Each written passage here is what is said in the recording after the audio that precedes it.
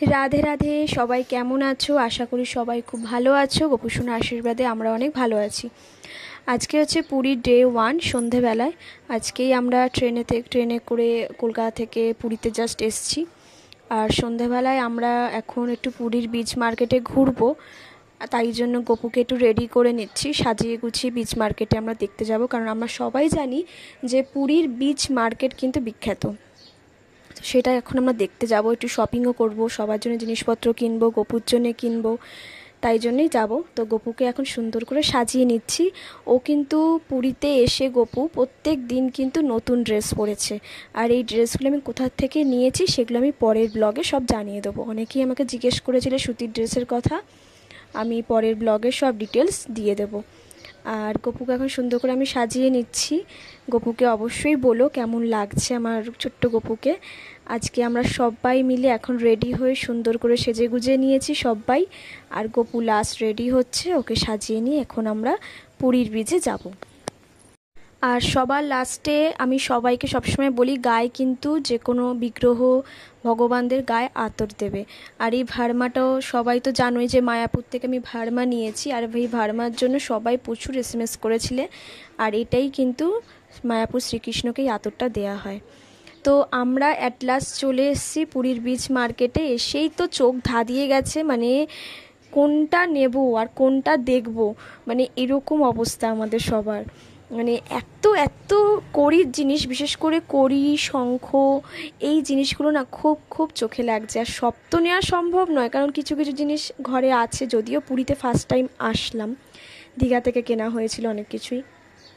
তো প্রথমবার পুরী এসেছি, বিচ মার্কেট বিখ্যাত, সেখানেও এসেছি, মানে কোনটা নেব বুঝতে পারছি না। গপুর জন্য তো প্রচুর জিনিস নিয়েছি, সবার জন্য গিফট নিয়েছি বাড়ির। আর ঘরের ঠাকুর ঘরের জন্য অনেক অ্যালুমিনিয়ামের বাসন নিয়েছি। আর এখন আমরা দেখছি যে বাড়ির মেম্বারদেরকে কী কী গিফট দেওয়া যেতে পারে, পুরী রিলেটেড এরকম কিছু একটা থাকবে স্মৃতি হিসাবে, সেরকমই কিছু একটা আমরা দিতে চাইছি।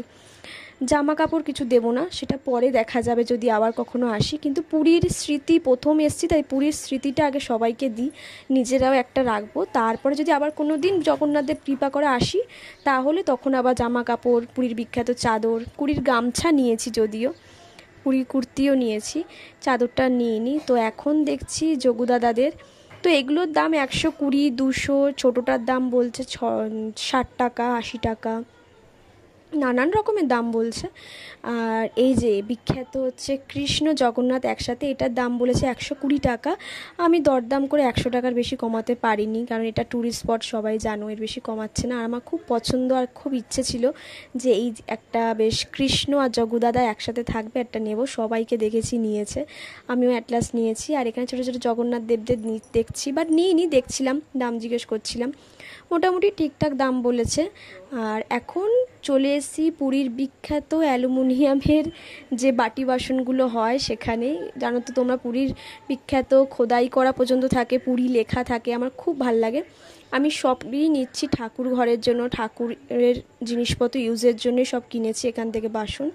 তারপর ওখান থেকে চলে এসেছি কড়ির জায়গায়। আমি এখান থেকে অনেকটা, মানে একটা প্লাস্টিকের মধ্যে না অনেকটা কড়ি যেগুলো বিক্রি হয়, এই যে এরকম নেটের যে এটার মধ্যে আছে, এটা আমি একটা থোক নিয়েছি।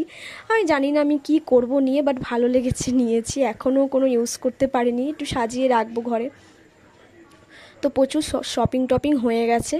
শপিং করে এখন আমরা একটু, যদিও আমরা সবাই খুব টায়ার্ড, ঘুমও পাচ্ছে, এখন 8টা, সাড়ে 8টা মতো বাজে। আর আমরা এখন অ্যাটলাস এসে বসলাম হচ্ছে পুরীর সামনে যে চেয়ারগুলো পাতা থাকে সেখানে। গপুকে নিয়ে আমি, আমার বোন আর গপুর পাপা গেছে একটু পেস্ট্রি কিনতে। তো আমার বোন তো ঘুমিয়েই যাচ্ছে, আমিও যে ঘুমিয়ে পড়ছি, কারণ প্রচণ্ড টায়ার্ড। আমরা যতই ট্রেনে শুয়ে আসি না কেন, একটা টায়ার্ড তো থাকবেই। আজকে রাতে তাড়াতাড়ি খেয়ে দিয়ে আমরা একটুখানি ডিনার কমপ্লিট করে ঘুমিয়ে পড়বো, কাল সকালে উঠে আবার স্নান করতে হবে, এনজয় করতে হবে সমুদ্রতে। তো এখন বসে আছি, একটা টমিকে দেখলাম, ছোট্ট একটা বাচ্চা ডগি এসছে ঘুরতে, খুব ভালো লাগলো দেখে ওকে, সেটা একটু জুম করে দেখালাম। আর গপুকে কোলে নিয়ে বসে আছি, এত সুন্দর হাওয়া দিচ্ছে ঠান্ডা, এখানে মনে হচ্ছে ঘুমিয়ে পড়ি, মানে সব ক্লান্তি না এখানেই দূর হয়ে যাচ্ছে। কিন্তু তবুও ঘুমটা কিন্তু ঠিকই পাচ্ছে আমাদের। আর এখান থেকে এবার আমরা সোজা চলে যাব হোটেলে, কারণ আর বেশিক্ষণ বসবো না, তাড়াতাড়ি ডিনারটা করে ঘুমিয়ে পড়বো, কারণ শরীরটা আর দিচ্ছে না, তার মধ্যেই ঠান্ডা হাওয়া। আর যেতে যেতে আমরা যখন উঠবো ভাবছি, ঠিক তখনই দেখা হয়ে গেল পুরীর বিখ্যাত ছানাপোড়া আর মদনমোহন। আমরা জাস্ট বলছিলাম যে আমরা কি ফার্স্ট ডে এসছি বলে কি কেউ আসছে না, নাকি নাকি সবাই বাড়ি চলে গেছে। তো যেতে যেতেই মানে যাবো বলে উঠতে গেছি, অমনি দেখলাম চলে এসছে। তো গপুর জন্য ছানাপোড়া মদনমোহন নিয়ে নিলাম। তো গপু রাতে এটা ডিনার করবে, সাথে গরম দুধও থাকবে।